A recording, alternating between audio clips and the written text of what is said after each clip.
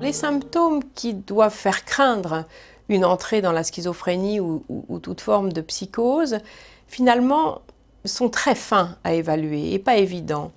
Mais c'est un sujet très important actuellement parce qu'on sait que plus vite on prévient les choses, enfin on peut tenter de prévenir, ou plus vite on traite ce type de symptômes, meilleur est le pronostic. Alors évidemment, il ne faut pas traiter tous ces jeunes qui, tout d'un coup, peuvent se replier sur eux-mêmes, s'isoler dans leur chambre ou avoir des comportements parfois un peu bizarres. J'entends par bizarre un contact qui n'est pas habituel dans le contact qu'on a les uns avec les autres. Ce qui fait craindre l'entrée dans un processus psychotique, c'est le décrochage scolaire, mais pas un simple décrochage scolaire. Là, c'est vraiment un effondrement des capacités pour un enfant ou un jeune adulte qui était plutôt brillant auparavant.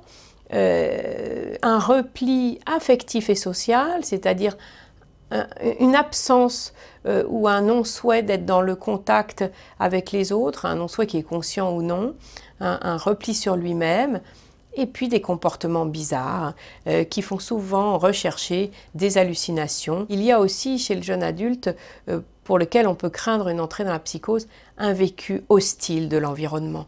Et ça, c'est très important d'essayer de détailler avec lui cette impression qu'il peut avoir d'être jugé par les autres et de se sentir mal à l'aise.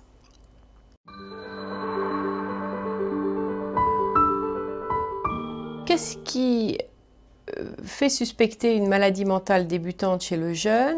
Il n'y a finalement pas de symptômes très spécifiques. Et c'est là toute l'originalité finalement, vu qu'en psychiatrie, une maladie dépressive, il y a des symptômes qui correspondent.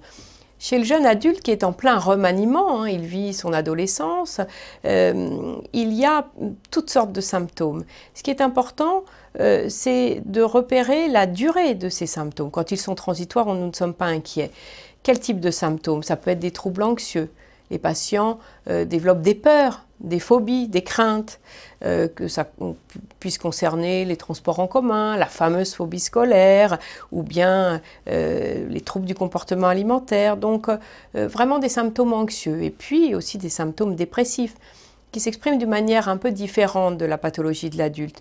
Ça peut être des hypersomnies, c'est-à-dire des jeunes qui dorment énormément, ou au contraire des insomnies, et puis un manque d'envie, un manque de motivation.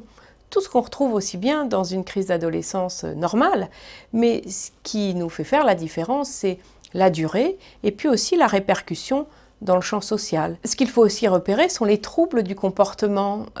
Par exemple, un jeune qui devient impulsif, qui tape pour un oui, pour un non, qui fait des crises à la maison, un jeune qui ne se rend plus à l'école, qui consomme tout d'un coup de l'alcool de façon excessive ou même des toxiques, et puis qui a une forme d'impulsivité, une intolérance à la frustration, mais de façon extrême.